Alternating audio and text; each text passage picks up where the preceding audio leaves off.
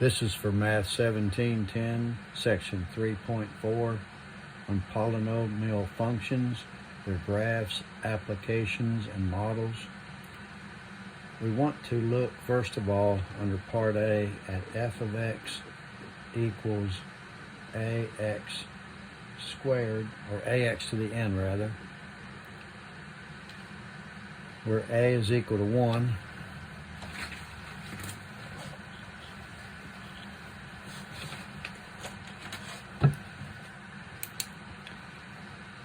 We have, first of all, the identity function, which is f of x is equal to x, or if you would look at that, excuse me, y equals x. That means x and y are the same at every point on the graph. So if the x coordinate is 3, the y coordinate is 3. If the x coordinate is -2, the y coordinate is -2. So all the points on the graph have identical coordinates. The cubic function, f of x equals x cubed, as you can see in your notes, looks like this, which we call an S shape. Then you have x to the 5th power, which is very similar, and then you have x to the 2nd power, which of course is a parabola. Notice that as the power increases, the graph, shall we say, flattens along the x-axis.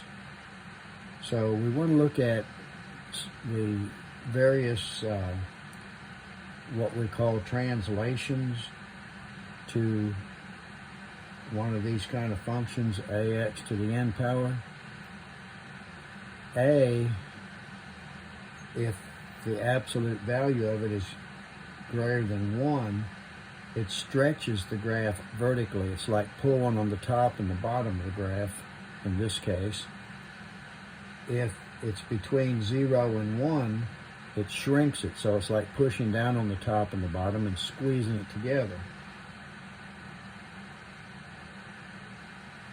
If you have f of x equals negative ax to the n, this negative a reflects the graph across the x-axis, so it turns it the opposite way.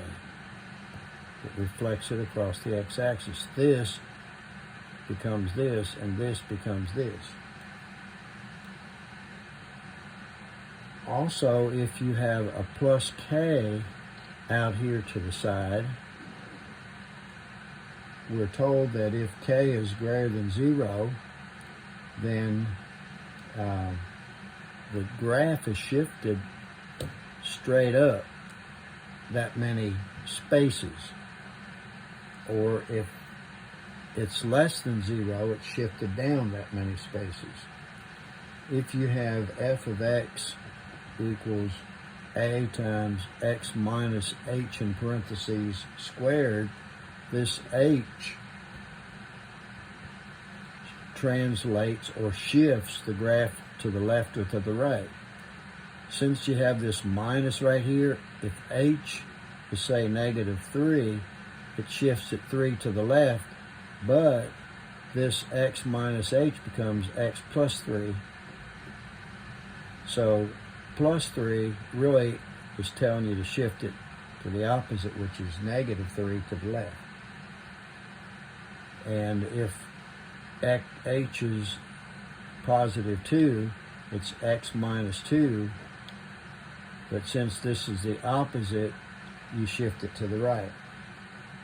If you put a k out here, then you have a shift to the left or right, or and up and down as well. So on page 42 of your notes, I'm suggesting that these variations can be examined on a graphing calculator. You can either graph them separately under y equals, or you can put them all together under y1, y sub 1, y sub 2, y sub 3, and so on. So I've given you a list of functions there that you can try on your graphing calculator, and you'll see how they can be compressed or stretched or shifted to the left or to the right or up and down, or shifted left and right and up and down both. So just look at those examples there on your calculator and you'll see what I'm talking about. Now, anytime a graph crosses the x-axis, we call that point a zero. And we're looking here under part C at the behavior of a graph at that point zero. If a zero occurs once for a particular function, the graph crosses the x-axis at this value of x. If a zero occurs twice for a particular function, then the graph is tangent. In other words, it could come down here and just touch the x-axis like in this graph. If a zero occurs 3 times, it not only touches, but it also may turn around and come back down and cross the graph, or the x-axis rather. So it can be tangent and cross both at the same time.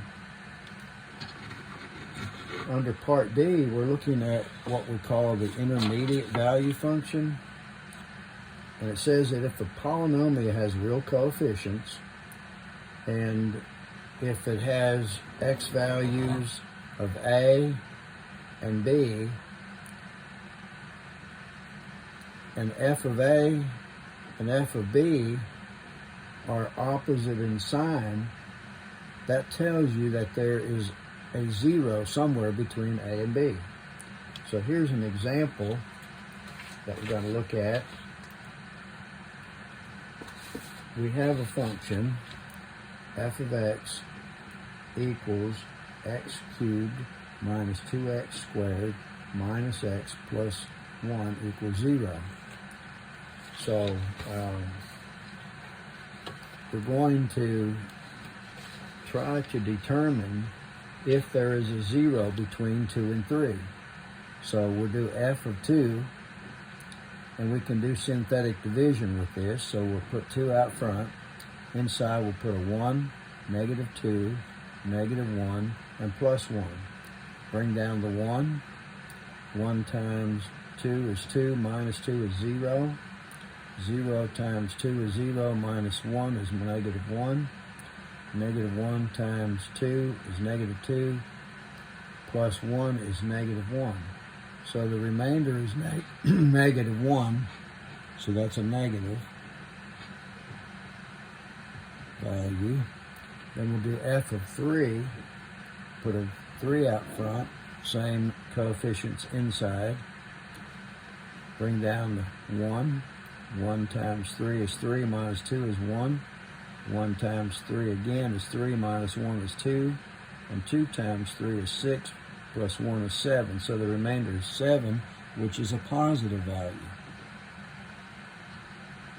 So since f of 2 is negative, f of 3 is positive, there is a real 0 somewhere between 2 and 3, which means that the graph crosses the x-axis at that point. Under part E, we have what we call the boundedness theorem, which says that if a polynomial has a degree of equal to 1 or more and has real coefficients and a positive leading coefficient, in other words, the coefficient of the first term is positive, then f of x is divided synthetically by c. If c is greater than 0, and all the numbers in the bottom row of the synthetic division are non-negative, then f of x has no 0 greater than c. If c is less than 0, and the numbers in the bottom row of the synthetic division alternate in sign, with 0 counted either way as you need it, then f of x has no 0 less than c. So we're going to look at f of x equals 2x to the fourth minus 5x to the third plus 3x plus 1. I'm going to show that there's no 0 greater than 3. So we'll do f of 3, which means we'll do synthetic division by 3. We'll put a 2, a negative 5. There's no x squared, so we'll have to put a 0, and then a 3 and a 1. So bring down the 2. 2 times 3 is 6 minus 5 is 1. 1 times 3 is 3, plus 0 is 3. 3 times 3 is 9, plus 3 is 12. And 12 times 3 is 36, plus the 1 is 37. So these are all non-negative. Non-negative on the bottom row. So that means there's no real 0 greater than 3, which is what we divided by. Now we're going to look at f of negative 1 and do synthetic division by negative 1 using the same coefficients, 2, negative 5, 0, 3, and 1. Bring down the 2. 2 times negative 1 is negative 2, minus 5 is negative 7. Negative 7 times negative 1 is positive 7, plus 0 is 7. 7 times negative 1 is negative 7, plus 3 is negative 4. And negative 4 times negative 1 is positive 4, plus 1 is 5. So notice you have positive, negative, positive, negative, positive. So the signs alternate. And when they alternate, that tells you there's no real 0 less than negative 1, which is what we were trying to show. All right. We want to also notice under part F that there are various types of polynomial models. We've done linear regression, and quadratic regression, and we've done exponential regression. All of those are examples of polynomial models which can be calculated on the graphing calculator using the stat feature. So that concludes this section.